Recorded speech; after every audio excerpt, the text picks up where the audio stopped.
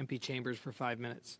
Thank you very much, Mr. Chair. Welcome to our witnesses today. I don't excuse my brevity or imply my brevity is a rudeness. I want to get as much in as possible.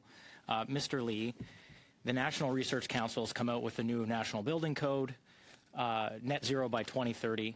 How much is that going to add to the cost of a new house? Has your organization done any work on how much that will add to construction costs? Yeah, it's probably over $50,000 per unit. Yeah. Thank you very much. Who pays development charges? Homeowners, home buyers. But they're first paid by builders. They float the charges until the homeowner. Exactly. They finance them until it's in the cost of the house. Yeah. So they're financed by the home builder. Then the homeowner has to pay for them. Yes. So when a city increases development charges by 49% from $94,000 per unit for a semi-detached home to $140,000 per unit, the homeowner pays, as does someone has to float that charge until the homeowner pays, correct? Yeah. So you're paying interest on that charge until you then pass it on to the homeowner. Yes. Thank you very much. Last question for you. Have StatsCan asked you for any data on who are the purchases of new builds? Are they all used for your primary residence? Are they foreigner? Are they foreign investors? Have you been asked for any of that data from StatsCan? We don't have that data, okay. And unfortunately, almost nobody in Canada has that data, which is a problem. There's a flying blind element to not having that data. Thank you very much. I'd like to explore that further at a future meeting. Mr. Morgan, one of the things we can do as a committee or as parliamentarians, we can get information. I don't know the answer to this question. This is genuine. Do you have good information, as an example, how many units in London today are now short-term rental, say Airbnb? I don't like using names of corporations, but do you know how many units today are Airbnbs in London?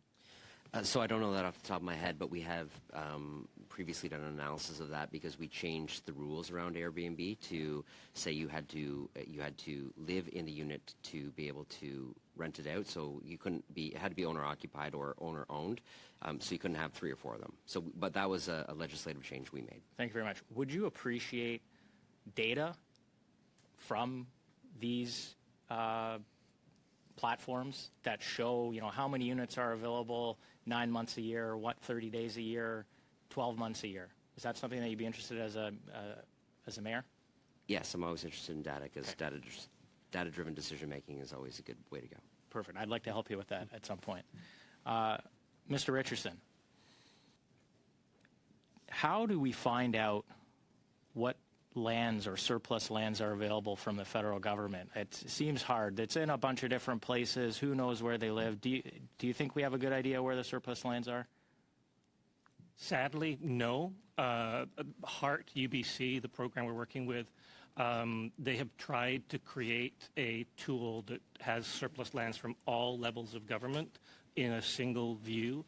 The federal government isn't very good at it because it's distributed amongst different organizations. So like here in Ottawa, some of it might be with Canada Lands, some of it might be with National Capital Commission, with the RCMP.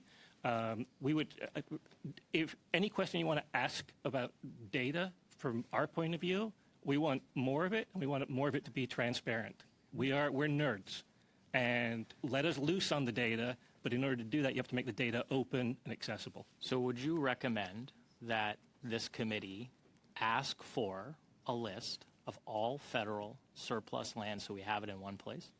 100%. And I would say the parameters of what needs to be on that list is something our organization would be very helpful to give you feedback on, because a list is no good without some of the what does this parcel contain information. Thank you very much. I appreciate it. That was rapid fire.